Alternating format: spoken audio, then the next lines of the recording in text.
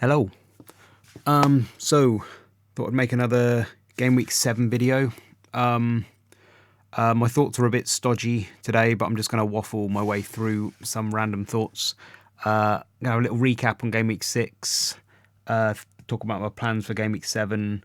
Wanted to have a little look back on some wildcard thoughts. I wildcarded last game week, and I had like a little flurry of new thoughts on the final couple of days. Made quite a lot of changes, and so I want to talk about some of that.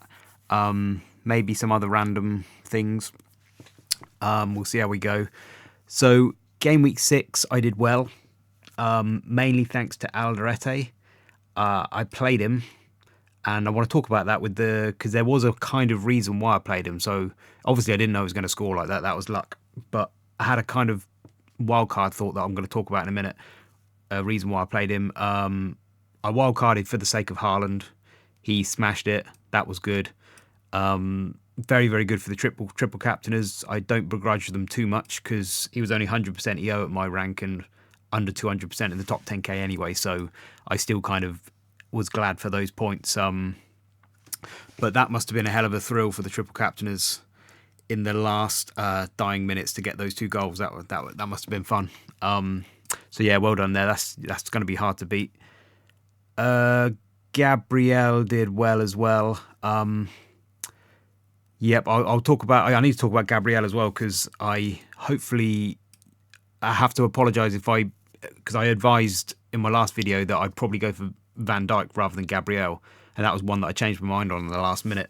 So I hope I didn't put anybody off there and go for going for Van Dijk. He still might be better long term because of the DEFCONs, but that one came through. But yeah, I did well. A couple of thoughts as I was going through the game week is it started off badly with Bruno and Mbomo. Bruno missing that penalty, and one thing I used to do when I used to go through each game week is I used to write a list of all the bad things that happen and all the good things that happen, because I think you can get into a habit of like just remembering the bad and not focusing on the good. Or sometimes you think, I'm always so unlucky, everything goes wrong with me, and because you just remember the bad times, you forget the good. And whenever I make a habit of writing down the good and the bad, usually it's kind of equal and probably more good than bad on the whole. So I think that's a good practice in life as well. Like just to try and remember the good, don't just focus on the bad. But it did start bad, and I was thinking, oh god, here we go, because like he missed that penalty. That could have been a massive swing, because that would have been an Mbomo assist as well. And if Collins had got sent off, all that business. And then there was a Foden goal, which ended up being an own goal, and that's another thing that's like there's 2 feelings in FPL. There's the worst feeling that I think is probably the worst part of the whole FPL experience so far is when you have a goal, the notification comes up, you get the goal, and you allow yourself that little inner elation to like flood your system, and then it gets ruled out because of VAR and it gets taken away from you, and that feeling is like just the worst. I think it's the worst thing in the whole game. Of like, I wish I just hadn't known that it even gone in there. You know, I always forget about VAR and I just allow myself to celebrate, and then it's like bam, and it gets taken away. It's probably the worst feeling. But then it wasn't long before the good luck started happening, and it was followed by probably the best feeling in FPL, which is low EO monster hauls. It's like that is just like pure crack when it comes through, like. Because you just get all the points. He's got a 17-pointer, and they're just all mine. 16.87 pure points. It's like a whole chip in itself just for myself or something. It's a real weird feeling. It's good. That's just beautiful when that happens. Low EO monster hauls. So that's fun. So it has good luck, bad luck. It usually evens itself out in the end. Yep. So that was good. I'll talk about my plans for next game week. I think I'm probably going to bench boost next game week. I've changed my mind about that. I've had a lot of change of thoughts over a few things, so I might talk about that later. I think I wanted to try and reflect on some wildcard decisions that I made. Because the first thing I've learned when it comes to wildcard, because this might help people that haven't wildcarded yet as well, is I definitely want to try and prioritize wildcard on an international break next time, because 1 week just isn't enough time. Or at least for me. Maybe there's never enough time, and I just constantly tinker forever. But I was still I hadn't even kind of gone through, like on FPL teams, started going through each game week and figuring out who I was going to bench and how it was actually going to work. There was so many other questions I had to ask. So yeah, you need more time. But one of the big questions I asked on the Wildcard 6, and I feel like this is a big defining question that everybody needs to ask this season, is how big at the back are we going to go? What's the situation here? Because in the wildcard, I mean, everybody knows about DEFCONs, but in the wildcard, I was thinking, okay, I'll get DEFCON players, but do I still go cheap DEFCON players or premium DEFCON players? You know, I could go Anderson and Senesi and Richards and all this kind of stuff, or do I just go for some of the big ones like Van Dijk and Gabriel, maybe go up to a Lacroix and Tarkowski and go really big and stick Raya in goal and everything? How much do I really want to bet on the defence? And I think I've decided to just go big at the back. Like, I think that is what I'm going to do. I don't know for sure. I don't think the clean sheets will carry on at the same rate. And it may fall back a little bit. I do think maybe this season, I sense that maybe there will be, because it seems like it's not just the clean sheets, but has there been more defender goals as well? Defenders scoring goals? It seems like that. So maybe there's something going on this season with more control, and the only way to break the lines of through set pieces and things like this. I don't know. But I think I'm going to bet on the defence. So that was a big question that I needed to ask. But then what I started thinking on the Friday and the Saturday was, well, if I'm going to do that, I probably should play 4 or 5 at the back as well. It's not just about buying the players. I don't want to bench them either. I should be trying to figure out how I'm going to play 4 or 5 at the back. And one thing that I thought, and this is why I played Alderete, because I think one thing I noticed was a lot of people, I don't know where the best screen is, I'll leave it on this. A lot of people, I think, didn't play Alderete because they had a lot of money put into their attack.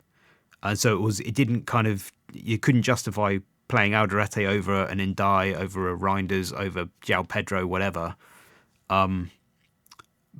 But originally I had like Caicedo there as well, and I think I had my money spread as well. I don't think I had Mbomo. I think I was thinking about spreading the money a little bit more. But then I thought, you know what? I came across this structure which I really like. I made a video a while back talking about what's going to be the new meta, and I don't know what the answer is, but I've found a structure now that I feel like it answers it for me, at least. Other people can disagree, but basically, you want, like, I've got these 2 5 mil mids here, and Richarlison will eventually go down to a dead spot. And then you've got like these 5 big players, 5 big attackers. I'm just going to put all my money in the attackers there. You get the 2 cheap 5 mil spots, DMs that are just going to be bench spots. They're just kind of a reliable 3-4 pointers you can get on whenever you need, but they're probably going to be on the bench. And then you get your 5 at the back. And you can kind of play... pardon me. You can... There's going to be a decision each game week between your 3rd and 4th... your 4th and 5th defender and your 6th and 7th attacker, if we assume the 8th is just going to be a dead spot, 3rd on your bench. I feel like the 3rd forward should become our new 3rd on the bench spot, who should be downgraded to a 4.5 and stuck 3rd on the bench and just don't even think about them. And it's weird to put a 4.5 there, because in the past we would put a 4 mil defender 3rd on the bench. And so now we're putting a 4.5, but I feel like you need to kind of maybe overlook the prices and just think about the points potential. And these forwards they have the lowest routes to points. All the bonus points have started heading south towards the defence as well. And there's not many good options. And I think that's the one where you want to kind of, at the moment, I mean, things could change, but that's the one when you want to downgrade to a dead spot, a 4.3 GU, whatever. Stick them 3rd on your bench, let them rot, forget about them, don't even need them. It's a bit risky because I like having a good bench with playing players everywhere, but I think we just don't have that option unless you want to go to a 5 mil. You might be able to get somebody, or even a 5.5, but that's just a lot of money to put 3rd on your bench. And again, the more money you start putting in these spots, the more they're going to be there's going to be a debate between whether you play them or your fourth or fifth defender.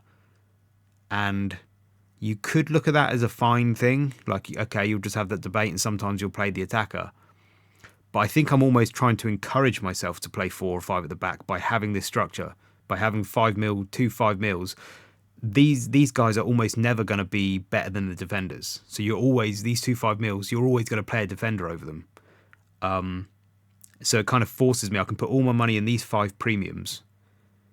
And then, because if you look at, for instance, I'm going on all kinds of tangents here, but if you look at Xhaka versus Alderete, just a comparison, who do you play in any given game week?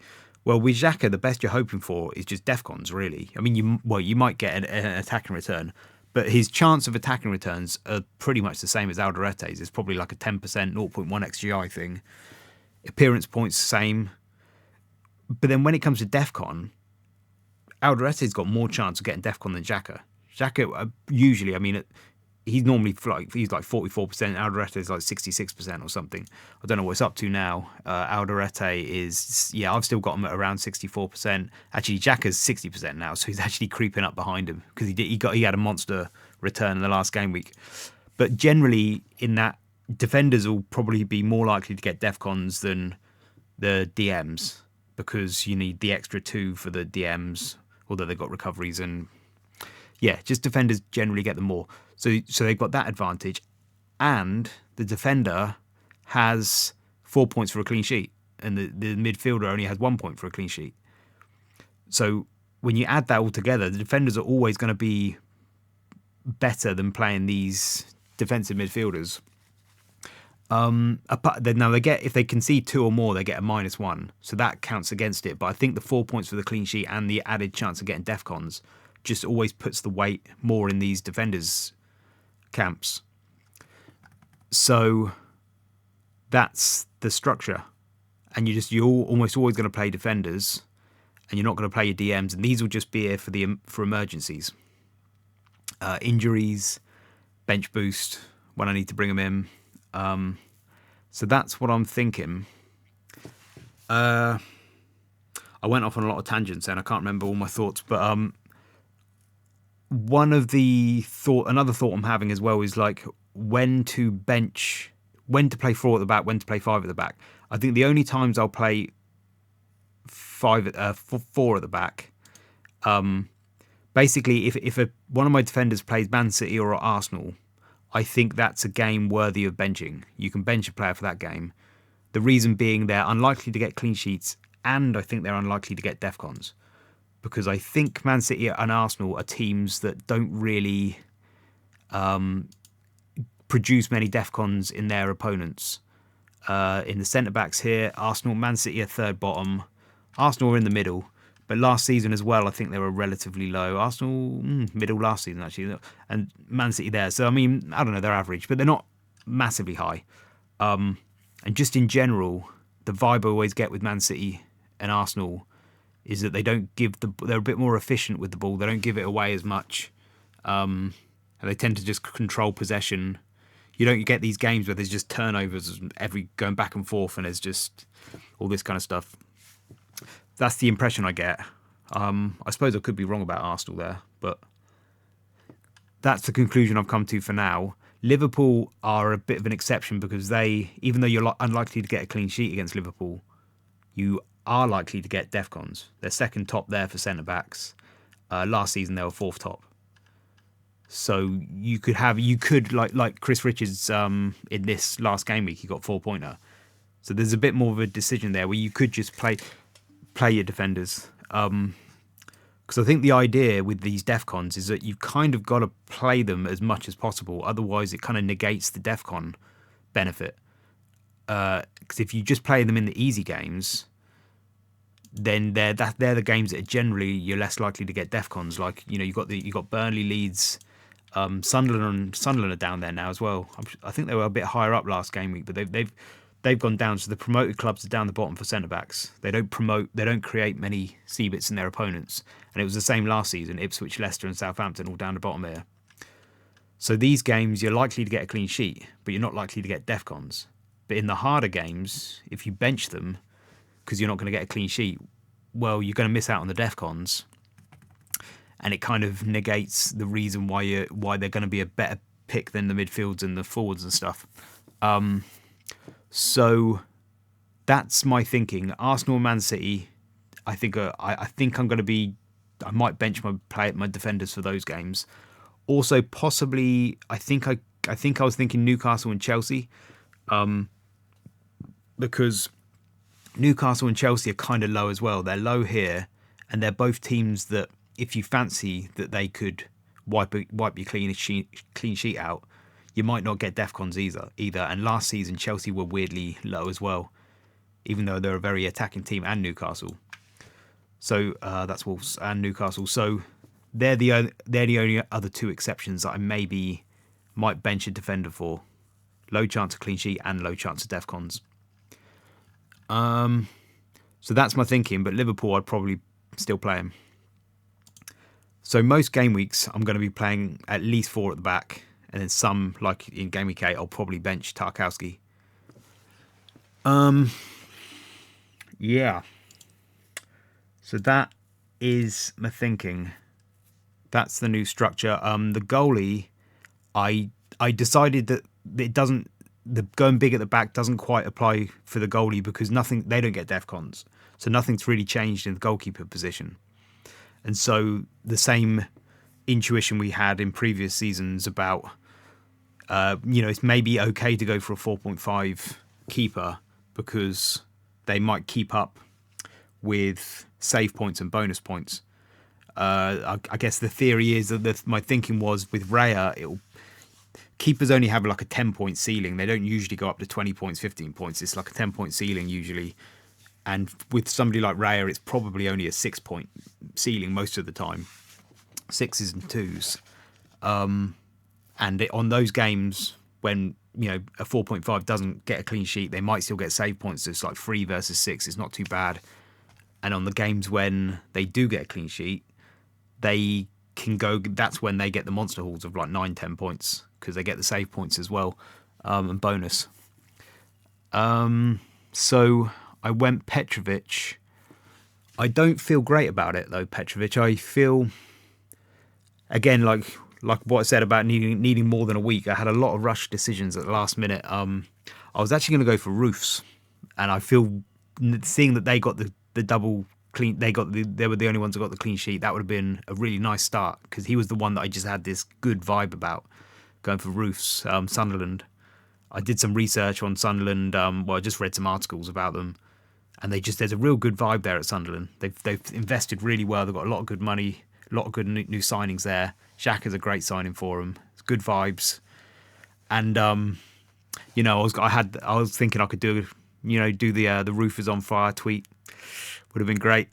That's what they're singing over there in Sunderland apparently. So Roofs could have been really good, but I decided to kind of go with my brain rather than my gut on that one. I thought I should really go with Petrovic. Longer term, he's probably going to be the best 4.5. So I'll just stick with that.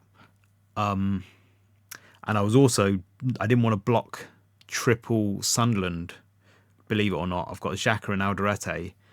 There's Mukiele could become another option as well because he's cheap and decent. But also there's a chap called Brobby, and I don't know a huge amount about him, but he's got great numbers, 0.9 XGI in Ajax for the last couple of seasons. He looks like he's been like that all his career, and he's come to Sunderland. He's their most expensive on transfer market. He's got the highest market value out of all the strikers and that, and so he looks like you would think he would come in at some point. I don't know why he hasn't started yet. So he could be decent, but I kind of wanted to keep a space for him. I was kind of thinking about maybe bench boosting with him at some point. I don't know. I'm not going to now, but so that was why I went Petrovic.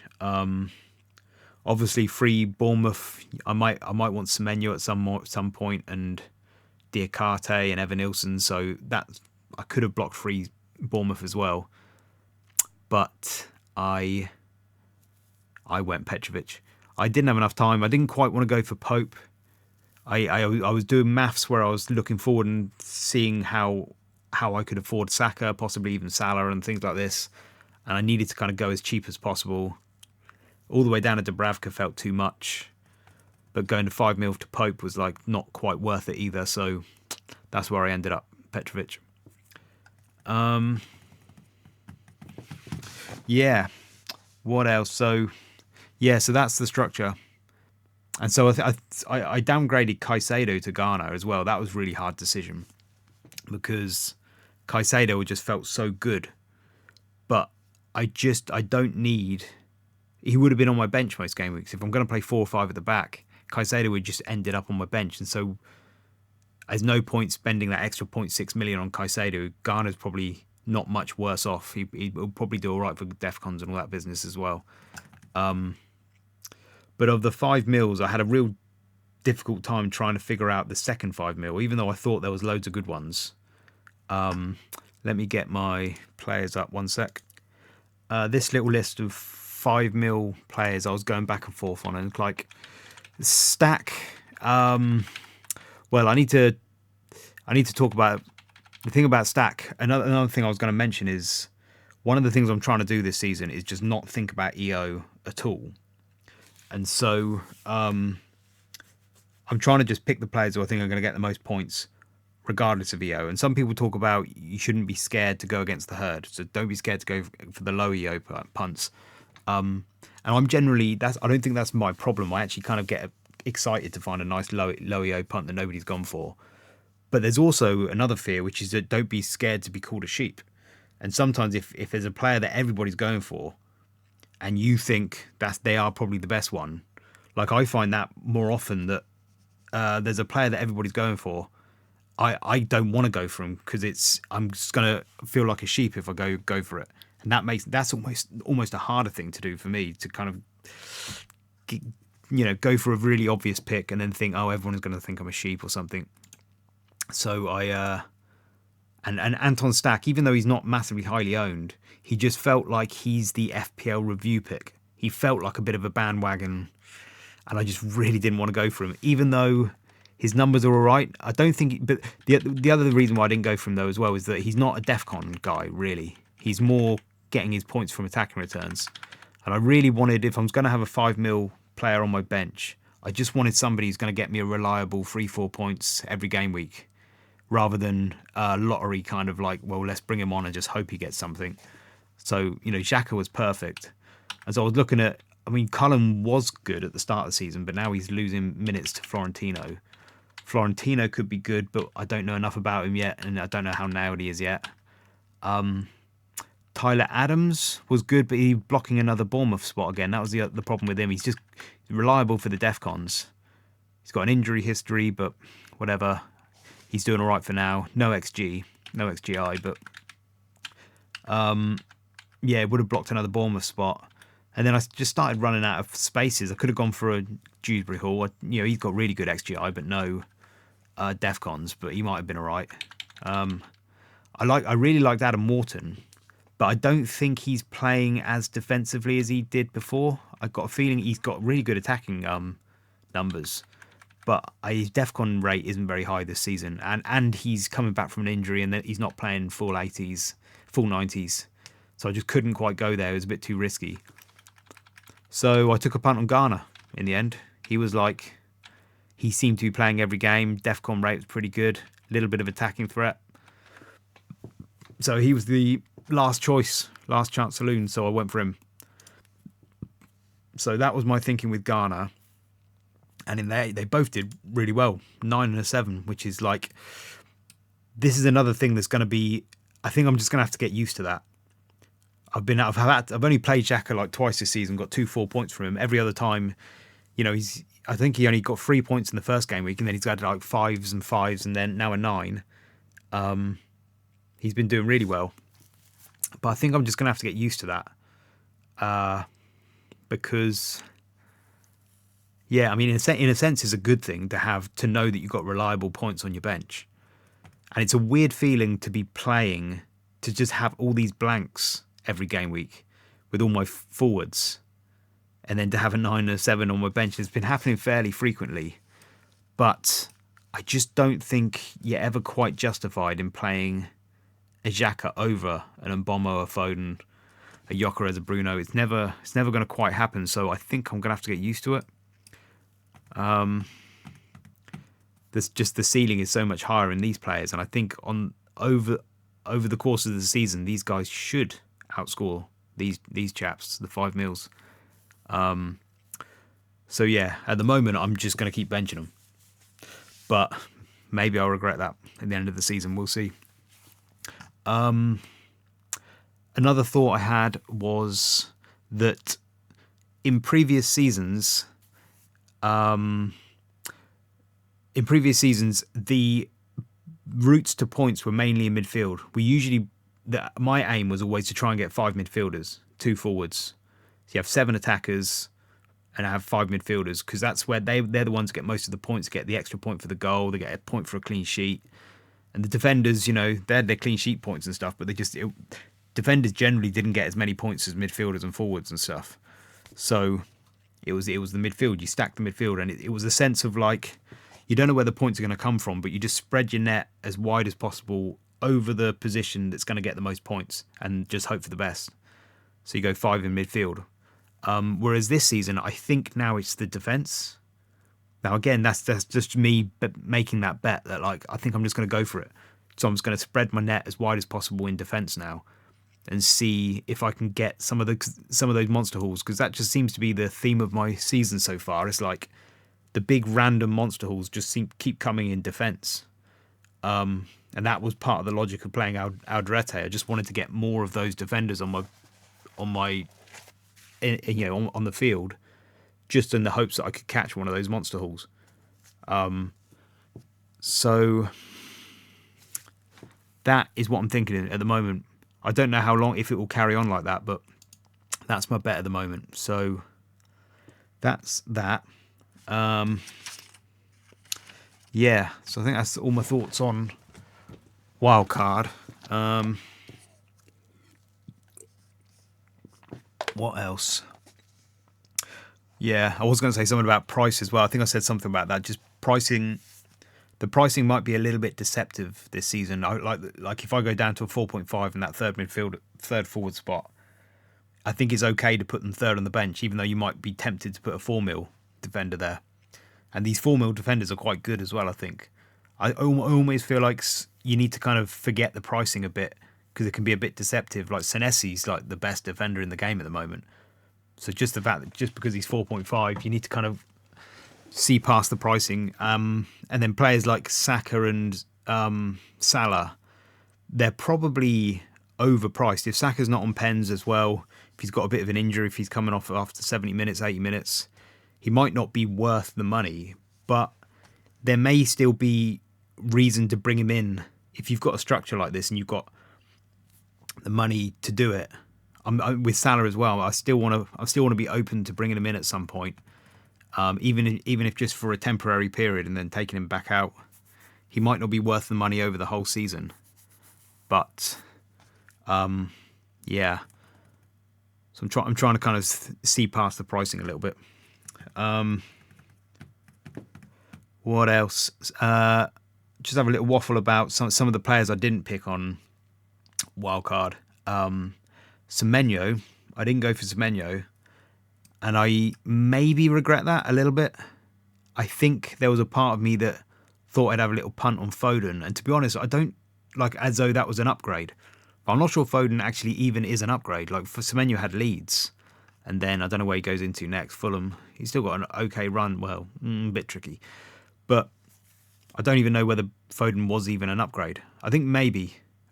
Basically with Semenyo, I saw somebody else not going with him, and the thought hadn't even occurred to me. He'd just been so locked in my team, I didn't really question it. And I saw somebody else didn't go with him, and his XGI last season he was like 5.5 million, and I don't think I was that eager to get him in even last season. I think he started the season, there was all this talk of him getting loads of shots, and people were talking about him, and he had a few flurries where he played quite well. It looks like kind of historically he's like a 0.4 guy. Is like kind of what he is at Bournemouth. Didn't start well there. 0.3 guy there, 0.4 guy there. His non-penalty XGI is 0.4 again. We don't know for sure if he's definitely on penalties. If Kluivert's there, could he take them back? Not sure. So I still just had this feeling of like, well, he's a he's a 0.4 guy then. Maybe it's worth betting against him. Maybe he won't be absolutely amazing. And Foden's got this ceiling. When he smashes it, he can do well. So that was part of the logic with going for Foden. But I don't know. Maybe it was also me just going against, trying to go against the template. Just, sometimes, again, this is probably the wrong way to play, but sometimes when I see a template that's so template, I just want to do something that's unique, that feels, I want to have my own identity in the team or something. And it's like, probably shouldn't do that. That's probably a weakness. I always find that you get your intuition in your brain. It's like intuition in your brain, or it's the angel and the devil on your shoulder or something. And I always have this push and pull of like, there's what I want to do and what my intuitions say, but then there's what I really ought to do. And it's always boring to do what you ought to do. You always want to have the fun thing, but more often than not, the thing that you ought to do actually usually does work out. Not always, but sometimes that is the thing. Like going for Petrovic over Roofs. I wanted to go for Roofs, but I don't know, I did the sensible thing.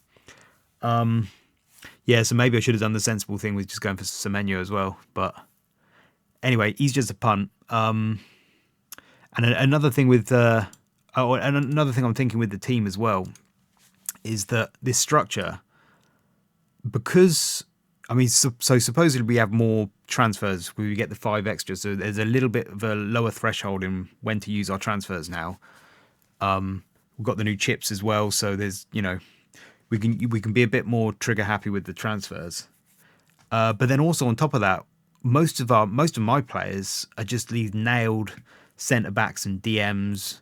They're the ones that hardly ever get injuries, and they just kind of like play every minute of every game. So I've got I shouldn't actually have to make many transfers, even forced transfers for injuries. So, my whole back line is just centre-backs now. The goalies should be okay. You've got these 2 DMs. I've got Bruno and Mbommo, who are just nailed every game. Haaland should be playing every game.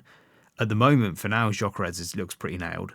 So I've only got 2 spots that I'm kind of moving around. And so my feeling is that with maybe another one, maybe Mbommo, maybe Gyökeres, but my feeling is that I'm going to try and be much more trigger happy with the transfers just in these spots. I'll probably just never use transfers in any of these other spots. And then in the attackers, I will just kind of take loads of punts this season and just follow the green fixtures and just target whoever looks most targetable. So Richarlison and Foden won't be there long.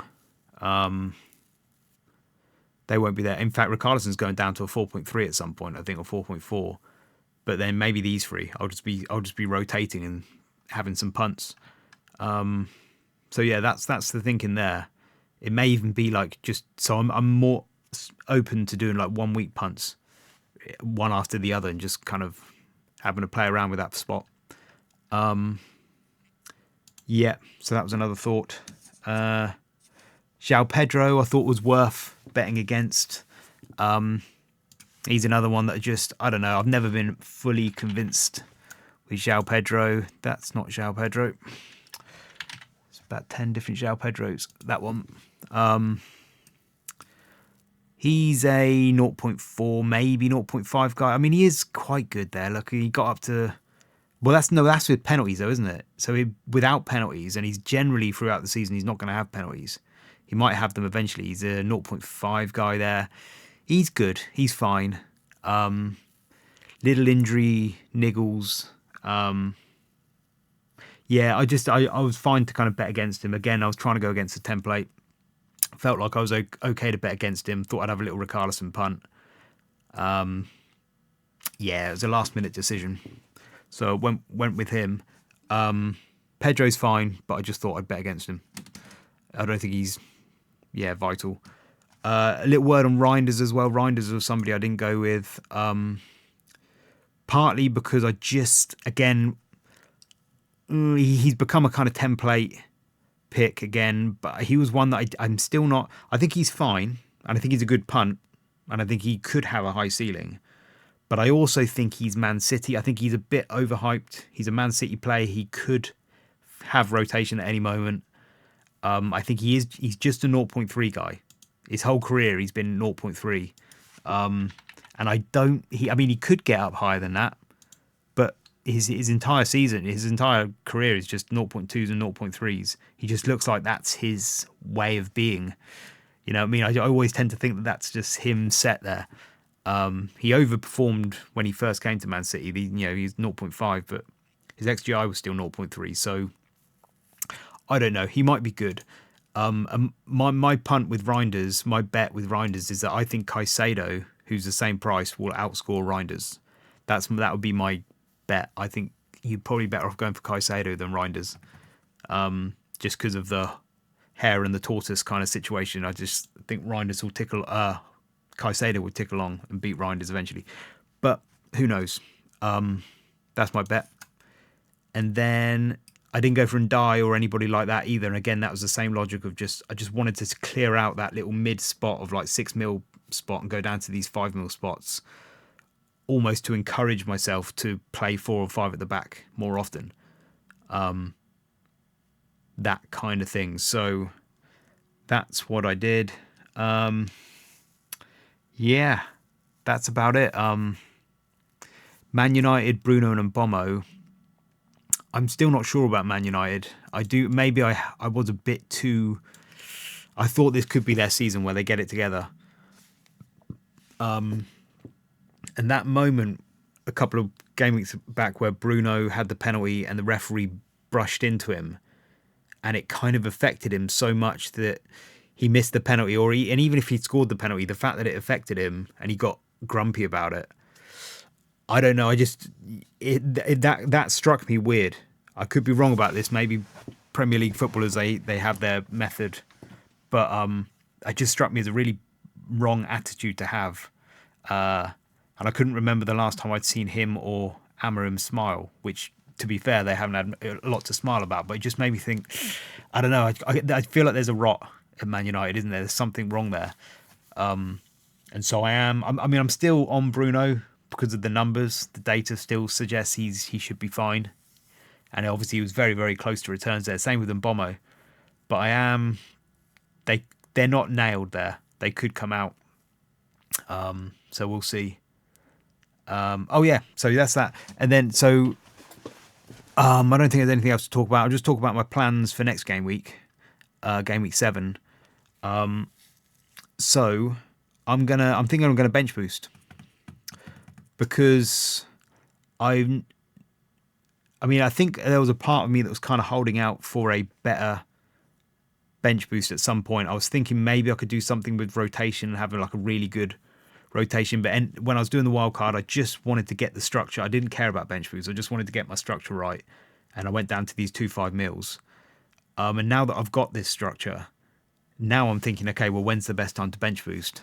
And one of the things I really want to do is get this Richarlison spot down to a 4 point something so that I can potentially get Saka in. Like Saka next game week, he's the one that I'm really, well, I've got the vibes with. I wish I could have him. I don't know whether he'll play definitely all the minutes. He's coming back from injury, not on pens. But West Ham have Nuno now. It's all a bit like maybe it's not absolutely as great a fixture as it was or could have been. But I still have that vibe with Saka. He's the one I'm going to worry about the most, and he's the one I kind of want to own. But I can't get to Saka without selling Richarlison. And I could still do it, but I think I need to bench boost first, because I don't want to. If I'm going to downgrade Richarlison, I want to do it in one transfer, not 2. I don't want to downgrade Richarlison to a Foster, then do a bench boost, and then downgrade Foster again to somebody cheaper. I'd really rather just get this bench boost out of the way, and then I can just downgrade Richarlison to whoever I want, cheap as possible, leave him on the bench, it's done. And obviously Foden's got Brentford away, Richarlison's got Leeds away. These are still fine fixtures. So I think it would be foolish to try and force Saka in at the moment. We will see if there's any kind of sense that Foden and Richarlison aren't going to play, then I may do it. I may still do a transfer. There is this chap from Fulham, the 4.5 guy. Where is he? Should we find him? 4.5 guy. Sorry. Kuzi Azer. Muniz and Rao, Jimenez are both out. He may play. Traore played up front last time, so it might not be him. But if I get any sign that he's going to play, if Silva says he's going to start, I could do that. Richarlison down to him at 4.5, leave him on the bench. But I think I need to actually go down to a 4.3 in order to get Salah in. I think I need to go to like a Gu or something like that. If I want to get Salah in, then selling those two, you get Salah in. It leaves me 5 mil, exactly 5 mil, so I can get, because I don't want to go below 5 mil for the other spot if I can help it. But I could go to a Josh King, but that would be the way I would get Salah in without messing anything else up. Either that or I'll have to keep Mbommo and sell Bruno. So yeah, I may need to go down to the 4.3. So basically, it's just making me think I want to get the bench boost done out of the way. So if I get no injuries, no red flags, I think I'm just going to have to sidestep Saka, stick with these two. And then the bench boost, I'd probably play Aldrete would probably be the person I would bench in this game, especially if I've got 2 Man United players here, which I don't love. But I just want to get it done out of the way. And then also with the bench boost, Garner and Xhaka, their chances of getting defcons in these games are actually quite high. Crystal Palace and Man United. Here's the DMs.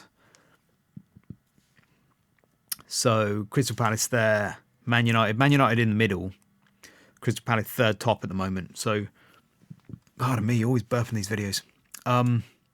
Crystal Palace, this is the amount of C Brits that have been accrued versus these opponents. So whenever people play Crystal Palace, this is the average amount of C Brits that gets accrued. So Crystal Palace are good, Man United are good, and then last season as well, Crystal Palace were 4th top and Man United were kind of in the top half as well. So they should be good fixtures for the DEFCON chances of the defensive midfielders. So that's pretty good. And I was just basically looking at Garner and Xhaka and scrolling down here, Everton and Chelsea, Everton and Sunderland, and thinking, when have they both got good fixtures, good DEFCON chances? And 7 is probably the best one. So thought may as well do that. Dubravka versus Aston Villa.